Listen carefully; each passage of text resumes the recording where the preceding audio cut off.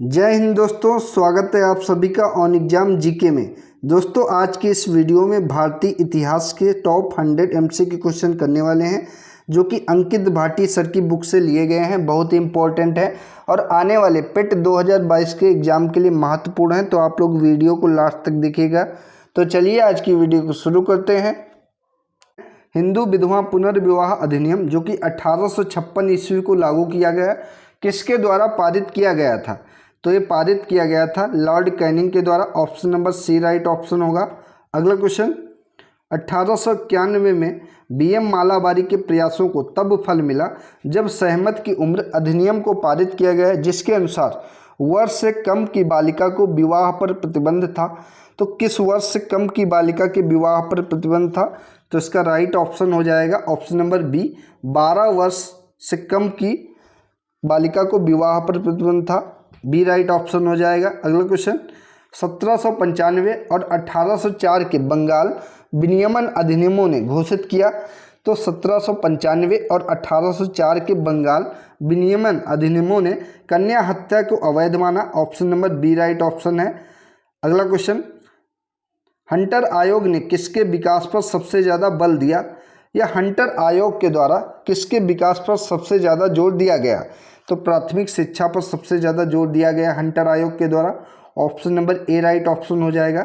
दोस्तों इस वीडियो में जो भी क्वेश्चन कराए जा रहे हैं सभी इंपॉर्टेंट है और यूपी SSSC एग्जाम में पूछे जा चुके हैं, कोई ना कोई एग्जाम में इंपॉर्टेंट है। आप लोग अच्छे से सभी क्वेश्चन याद कर लीजिए जो कि पेट परीक्षा के लिए महत्वपूर्ण है। अगला क्वेश्चन, भारत में यातायात व्यवस्था ट्रैफिक सिस्टम की शुरुआत का श्रेय किसे जाता है? तो यातायात व्यवस्था ट्रैफिक सिस्टम की शुरुआत का श्रेय ब्रिटिश शासकों को जाता है। Option number B right option होगा। अगला क्वेश्चन, सर्वप्रथम महलवाड़ी प्रणाली कहाँ लागू की गई? किस राज्य में सबसे पहले महलवाड़ी प्रणाली लागू की गई या शुरू की गई? तो ये उत्तर प्रदेश में लागू की गई। Option number B right option होगा। अगला क्वेश्चन, भारत के governor general Lord William Bentinck ने सती प्रथा को समाप्त करने हेतु वर्ष में कानून पारित किया। तो विलियम बेंटिक के द्वारा सती प्रथा को समाप्त करने के लिए किस वर्ष में कानून पारित किया गया था? तो ये 1829 में कानून पारित किया गया था। Option number C right option होगा। अगला क्वेश्चन, स्वामी दयानंद सरस्वती ने किस शहर में पहली बार 1875 में आर्य समाज की स्थापना की? इंपॉर्टेंट क्वेश्चन है। तो आर्य समाज की स्थापना जो कि 1875 में हुई थी स्वामी दयानंद सरस्वती के द्वारा। इसकी स्थापना बॉम्बे जो कि अब मुंबई में है वहाँ पर की गई। Option number A right option होगा। अगला क्वेश्चन, अलीगढ़ मुस्लिम विश्वविद्यालय की स्थापना किसने की? तो अलीगढ़ मुस्लिम विश्वविद्यालय की स्थापना सैयद अहमद खान के द्वारा की गई। Option number A right option होगा। अगला क्वेश्चन, 1828 में ब्रह्म समाज की स्थापना इनमें से किसके द्वारा की गई थी? बताइए आप लोग, 1828 में ब्रह्म समाज की स्थापना किसके द्वारा की? ये इस तरीके से भी क्वेश्चन पूछ सकता है कि ब्रह्म समाज की स्थापना किसके द्वारा की गई? तो 1828 में जो ब्रह्म समाज की स्थापना हुई वो राजा राम मोहन के द्वारा की गई। Option number A right option होगा। अगला क्वेश्चन, ब्रह्म समाज की स्थापना किसने की थी? तो ये राजा राम मोहन राय के द्वारा की गई। ए राइट ऑप्शन है। अगला, भारत में राजनीतिक सुधारों के लिए आंदोलन शुरू करने वाले भारतीय नेता कौन थे? तो पहली बार राजनीतिक सुधारों के लिए आंदोलन करने वाले भारत में जो कि राजा राम मोहन राय थे। Option number B right option होगा। अगला क्वेश्चन, आर्य समाज की स्थापना किसके द्वारा हुई? तो आर्य समाज की स्थापना इंपॉर्टेंट क्वेश्चन है, स्वामी दयानंद सरस्वती के द्वारा हुई। ग्राम विकास अधिकारी 2016 की परीक्षा में पूछा भी जा चुका है। तो आर्य समाज की स्थापना स्वामी दयानंद सरस्वती के द्वारा की गई। राइट ऑप्शन सी हो जाएगा। अगला क्वेश्चन, रामकृष्ण मिशन का मुख्यालय कहाँ स्थित है? तो रामकृष्ण मिशन का मुख्यालय जो कि बेलूर मठ में स्थित है। Option number C right option होगा। अगला क्वेश्चन, स्वामी विवेकानंद द्वारा 1897 में शुद्धि आंदोलन शुरू किया गया। तत्वबोधिनी सभा की स्थापना की गई। रामकृष्ण मिशन की स्थापना हुई थी या सर्वोदय भूदान आंदोलन शुरू किया गया? तो स्वामी विवेकानंद के द्वारा 1897 में रामकृष्ण मिशन की स्थापना की गई थी। सी राइट ऑप्शन हो जाएगा। अगला, में विश्व धर्म संसद 1893 में स्वामी विवेकानंद ने हिंदू धर्म में बारे में विस्तार से बताया है। तो कहाँ के विश्व धर्म संसद में स्वामी विवेकानंद ने हिंदू धर्म के बारे में विस्तार से बताया है? तो ये शिकागो में जो हुआ था उसमें विस्तार से हिंदू धर्म के बारे में स्वामी विवेकानंद ने बताया है, जो कि 1893 में विश्व धर्म संसद शिकागो में आयोजित की गई। Option number B right option होगा। अगला क्वेश्चन, हड़प्पा काल का इनमें से कौन सा नगर 3 भागों में विभाजित था? लोथल, कालीबंगा, मोहनजोदड़ो, धौलावीरा। तो धौलावीरा जो नगर था हड़प्पा काल का वो 3 भागों में विभाजित था। डी राइट ऑप्शन होगा। दोस्तों अगर आपको वीडियो अच्छी लग रही है तो वीडियो को लाइक एंड शेयर करें, जिससे कि और इम्पोर्टेंट वीडियो आपको मिलती रहें। अगला क्वेश्चन, मोहनजोदड़ो शब्द का अर्थ क्या है? या मोहनजोदड़ो शब्द का अर्थ क्या है? इंपॉर्टेंट क्वेश्चन है। तो मोहनजोदड़ो शब्द का अर्थ है माउंट ऑफ द डेड, यानी कि मृतकों का टीला। Option number B right option. अगला क्वेश्चन, सिंधु घाटी सभ्यता के बारे में इनमें से कौन सा कथन सत्य है? तो सबसे पहले सभी कथन को पढ़ते हैं। सिंधु लोग कपास का उत्पादन करने वाले पहले थे। उन्होंने लकड़ी के बक्से में अनाज भंडारित किया। सिंधु घाटी सभ्यता पंजाब, सिंधु, बलूचिस्तान, गुजरात, राजस्थान और पश्चिम बंगाल के कुछ हिस्सों को कवर करती है। सिंधु लोग कुत्तों, बिल्लियों और घोड़ों को बड़े पैमाने पर पालते थे। तो करेक्ट ऑप्शन हो जाएगा, जो कि कथन सही है सिंधु घाटी सभ्यता से, सिंधु लोग कपास का उत्पादन करने वाले पहले थे। Option number A right option होगा। अगला क्वेश्चन, हड़प्पा सभ्यता के एक हिस्से लोथल की खुदाई की खोज किसने की थी? तो हड़प्पा सभ्यता के एक हिस्से जो कि लोथल की खुदाई की खोज एस.आर. राव के द्वारा की गई। Option number C right option होगा। अगला क्वेश्चन, सिंधु सभ्यता में घोड़े की अस्थियों का अवशेष कहाँ मिला? तो ये सुरकोटदा से घोड़े की अस्थियों का अवशेष मिला। Option number D right option है। अगला क्वेश्चन, निम्नलिखित में से कौन सा सिंधु घाटी की सभ्यता से संबंधित स्थल नहीं है?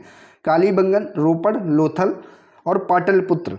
तो पाटलिपुत्र जो कि सिंधु घाटी सभ्यता से संबंधित स्थल नहीं है। Option number C right option होगा। अगला क्वेश्चन, उपनयन समारोह से क्या तात्पर्य है? बच्चे को एक औपचारिक नाम दिया जाता है, बच्चे को सूर्य और चंद्र के औपचारिक दर्शन कराए जाते हैं, बच्चे को पवित्र जनेऊ धारण कराया जाता है। तो उपनयन का मतलब उपनयन समारोह का मतलब वैदिक काल में बच्चे को पवित्र जनेऊ धारण करवाया जाता है। Option number C right option होगा। अगला क्वेश्चन, सत्यमेव जयते महावाक्य कहाँ से लिया गया है?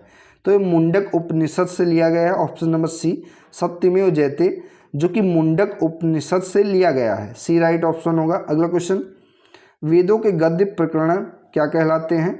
तो वेदों के गद्य प्रकरण जो कि ब्राह्मण कहलाते हैं। Option number B right option होगा। अगला क्वेश्चन, निम्नलिखित में से कौन सा ज्ञान के सिद्धांत पर बल देता है? योग दर्शन, सांख्य दर्शन, वेदांत दर्शन, उपनिषद। तो ज्ञान के सिद्धांत पर बल जो कि उपनिषदों से मिलता है। Option number D right option हो जाएगा। डी करेक्ट ऑप्शन है। अगला क्वेश्चन, ऋग्वेद में निम्नलिखित में से किस देवता के सर्वाधिक महत्ता का वर्णन किया गया है? तो ऋग्वेद या वैदिक काल में इनमें से इंद्र की सबसे ज़्यादा महत्ता का वर्णन किया गया है। Option number B right option है। अगला क्वेश्चन, प्राचीनतम वेद कौन सा है? ऋग्वेद, यजुर्वेद, अथर्ववेद, सामवेद। तो सबसे प्राचीन वेद जो कि ऋग्वेद है। Option number A right option हो जाएगा। अगला क्वेश्चन, निम्नलिखित में से किस भारतीय पुरातन ग्रंथ में अपराध और अपराधी का जिक्र आता है? तो इनमें से अर्थशास्त्र, न्याय मीमांसा और मनुस्मृति, इनमें से सभी पुरातन ग्रंथों में अपराध और अपराधी का जिक्र आता है। Option number D right option हो जाएगा। उपर्युक्त सभी। अगला क्वेश्चन, मनुष्य जीवन का सर्वोत्तम ध्येय है कैवल्य, जिसका अर्थ क्या है? दूसरों को शिक्षा देना, दूसरों का अनुसरण करना, इच्छाओं पर विजय प्राप्त करना या दूसरों की सेवा करना। तो मनुष्य जीवन का सर्वोत्तम ध्येय है कैवल्य, जिसका राइट ऑप्शन है ऑप्शन नंबर सी, इच्छाओं पर विजय प्राप्त करना। राइट ऑप्शन सी ऑप्शन हो जाएगा। अगला क्वेश्चन, 24वें जैन तीर्थंकर या अंतिम तीर्थंकर कौन थे? तो महावीर स्वामी जो कि जैन धर्म के 24वें जैन तीर्थंकर या अंतिम तीर्थंकर थे। Option number C right option होगा। अगला क्वेश्चन, पहले जैन तीर्थंकर कौन थे?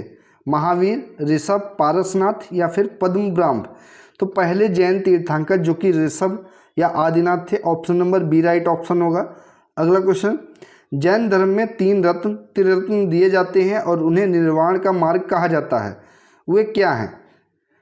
तो त्रिरत्न जो कि जैन धर्म में दिए जाते हैं वे हैं सही विश्वास, सही ज्ञान और सही आचरण, ये त्रिरत्न हैं जिन्हें निर्वाण का मार्ग भी कहा जाता है जैन धर्म में। Option number D right option होगा। अगला क्वेश्चन, अशोक का सिंह चतुर्मुख स्तंभ शीर्ष में एक स्तंभ पर था।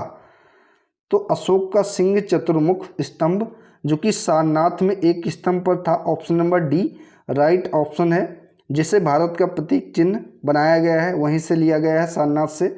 Option number D right option हो जाएगा। अगला क्वेश्चन, अशोक के प्रधान शिलालेखों में सबसे बड़ा शिलालेख कौन सा है। तो अशोक के प्रधान शिलालेखों में सबसे बड़ा शिलालेख 13वां शिलालेख है। Option number C right option है। अगला क्वेश्चन, अशोक के आक्रमण के दौरान कलिंग पूर्वी प्रांत की राजधानी कौन सी थी। तो अशोक के आक्रमण के दौरान कलिंग पूर्वी प्रांत की राजधानी जो कि तोसाली थी। Option number D right option हो जाएगा। अगला क्वेश्चन, देवनाम प्रिय नाम किसे दिया गया था। तो देवनाम प्रिय जो कि अशोक को दिया गया था। Option number B right option हो जाएगा। इंपॉर्टेंट क्वेश्चन है, आप लोग जो भी क्वेश्चन कराए जा रहे हैं बार बार रिवीजन कीजिए और अच्छे से आप याद कीजिए। आपके एग्जाम में जो भी क्वेश्चन फंसेंगे वो यहीं से फंसेंगे, क्योंकि सभी इंपॉर्टेंट क्वेश्चन है और यूपी SSSC में पूछे जा चुके हैं। अगला क्वेश्चन, सम्राट अशोक का कौन सा शिलालेख कलिंग पर उनके विजय का उल्लेख करता है। तो सम्राट अशोक का 13वां शिलालेख जो कि कलिंग पर उनके विजय का उल्लेख करता है। Option number D right option होगा। अगला क्वेश्चन, अशोक के कौन से शिलालेख में ब्राह्मी लिपि का प्रयोग नहीं किया गया था। तो साहबजगढ़ी शिलालेख में ब्राह्मी लिपि का प्रयोग नहीं किया गया था। Option number B right option है।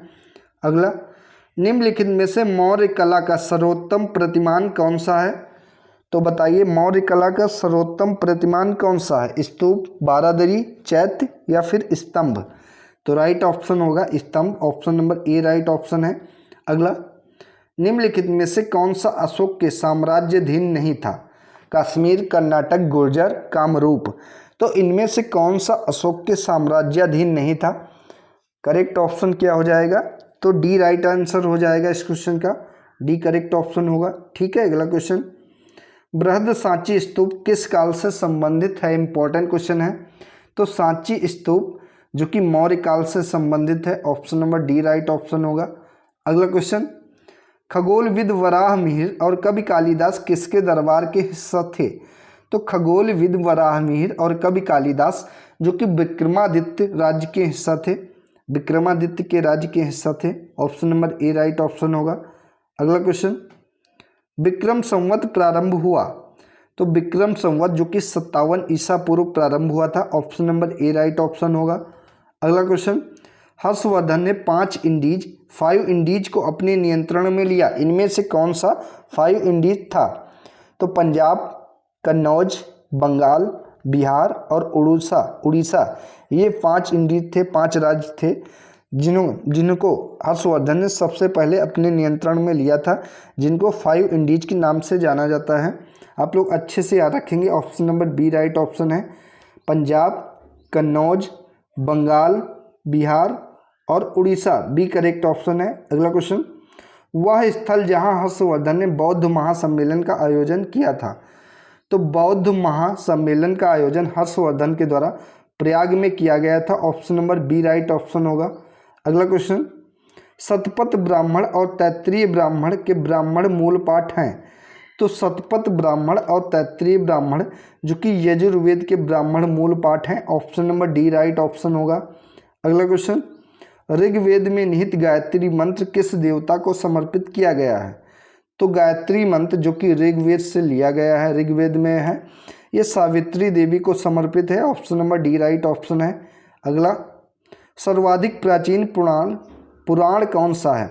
तो सबसे पुराना पुराण जो कि मत्स्य पुराण है। सर्वाधिक प्राचीन पुराण कौन सा है।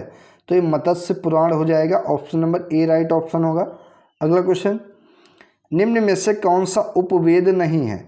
धनुर्वेद, आयुर्वेद, शास्त्र और योग वेद। तो इनमें से उपवेद जो कि योग वेद नहीं है। Option number D right option होगा। अगला, वैदिक देवता इंद्र किसके देवता हैं। हवा के, तूफान के, वर्षा व चक्रवात के, अग्नि के। तो बताइए इनमें से करेक्ट ऑप्शन क्या हो जाएगा। वैदिक देवता इंद्र किसके देवता हैं।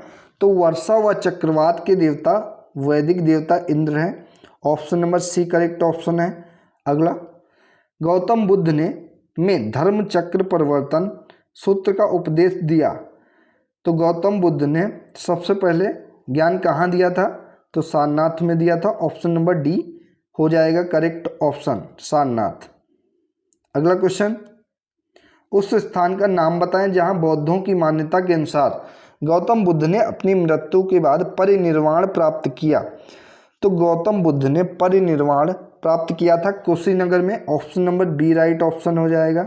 अगला क्वेश्चन, पाली में बौद्ध ग्रंथों को आमतौर पर त्रिपिटक यानी थ्री फोल्ड बास्केट कहा जाता है। इनमें से कौन सा त्रिपिटकों में से नहीं है?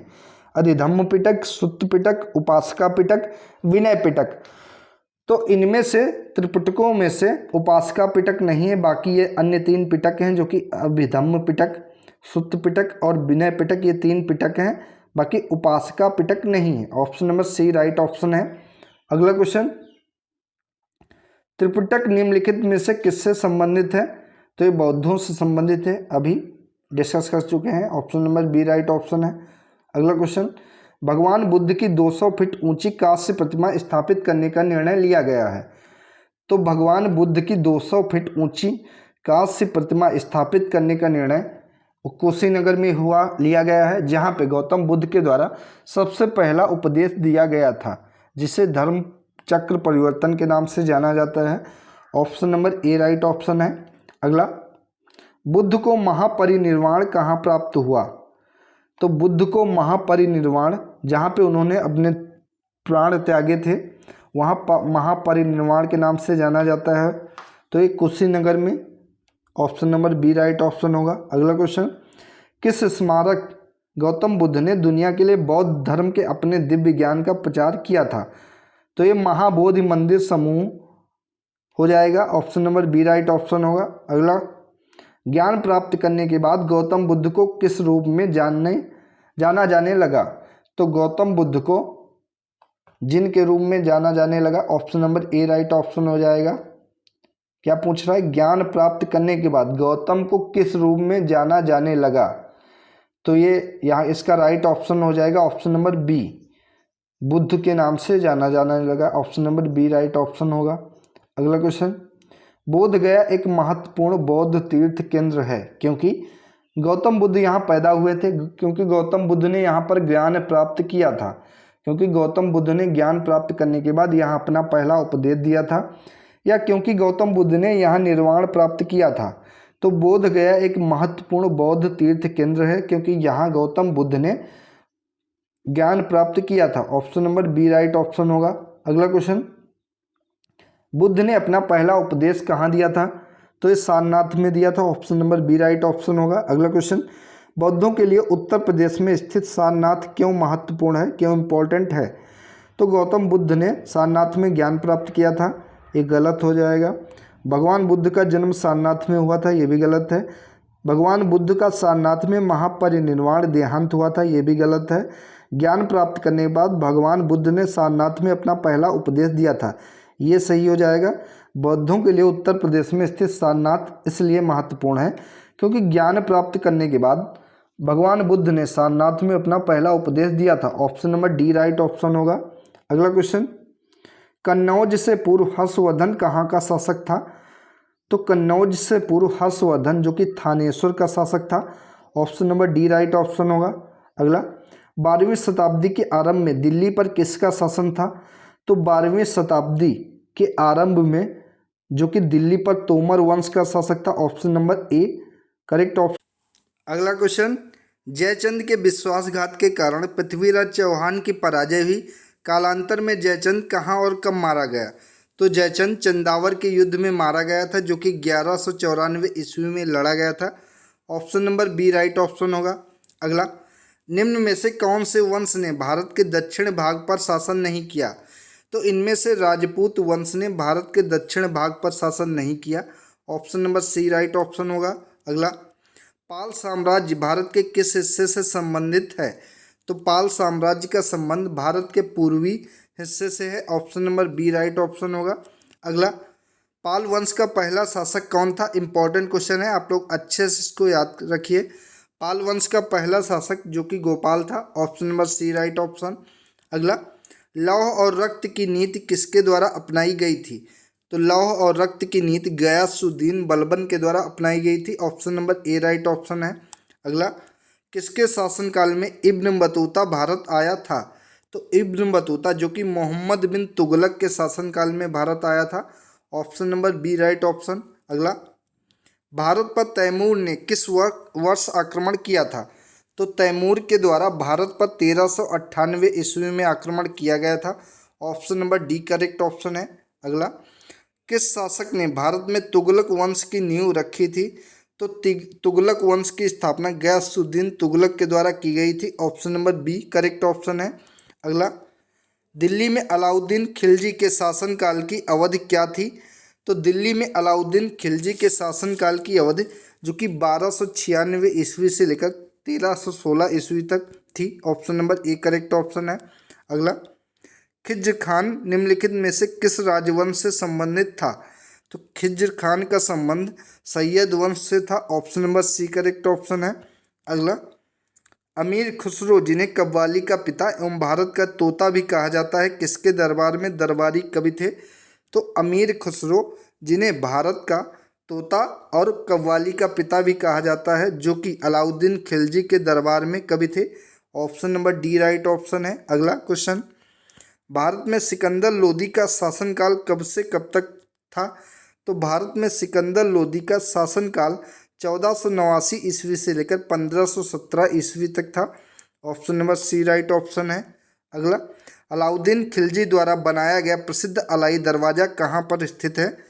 तो अलाउद्दीन खिलजी के द्वारा बनवाया गया प्रसिद्ध अलाई दरवाज़ा जो कि नई दिल्ली में स्थित है, option number B right option है। ठीक है, अगला क्वेश्चन, दिल्ली में कुतुब मीनार दुनिया का सबसे ऊंचा ईंट का बना मीनार है, इनमें से कौन से राजा ने इसके निर्माण में योगदान नहीं दिया? फिरोज शाह तुगलक, कुतुबुद्दीन ऐबक और इल्तुतमिश, इन तीनों ने इसके निर्माण में योगदान दिया, लेकिन अलाउद्दीन खिलजी के द्वारा योगदान नहीं दिया गया कुतुब मीनार बनवाने में, तो option number C correct option होगा। अगला क्वेश्चन, तारीख़ ए फिरोज शाही के लेखक कौन है? तो तारीख़ ए फिरोज शाही के लेखक जियाउद्दीन बर्नी है, option number A right option है। अगला क्वेश्चन, निम्नलिखित में से कौन दिल्ली सल्तनत के इतिहास का लेखक नहीं था? तो दिल्ली सल्तनत के इतिहास का लेखक अब्बास खां शेरवानी नहीं थे, बाकी अमीर खुसरो, जियाउद्दीन बर्नी, मिनहाज उस सिराज, ये सभी थे, अब्बास खां शेरवानी नहीं थे, option number A right option है। ठीक है, अगला क्वेश्चन, किस मुगल बादशाह ने इलाहाबाद को अपनी राजधानी बनाया? तो शाह आलम के द्वारा इलाहाबाद राजधानी बनाई गई थी, option number B correct option है। अगला क्वेश्चन, प्रारंभ में अकबर का संरक्षक कौन था? इंपॉर्टेंट क्वेश्चन है, कई बार एग्जाम में पूछा गया है और पूछे जाने की भी संभावना है। तो प्रारंभ में अकबर का संरक्षक जो कि बैरम खान था, ऑप्शन नंबर डी इसका राइट ऑप्शन हो जाएगा, डी करेक्ट ऑप्शन होगा। ठीक है, अगला क्वेश्चन, हुमायूं की दुर्घटना की आकस्मिक मृत्यु के उपरांत उनके बेटे अकबर को कहाँ मुगल सिंहासन पर बैठाया गया? तो कालानौर में मुगल सिंहासन पर बैठाया गया था उनके बेटे अकबर को, option number C correct option है। अगला क्वेश्चन, निम्नलिखित किन सम्राटों के शासनकाल में भारत का पहली मुद्रा रुपया मुद्रित हुई?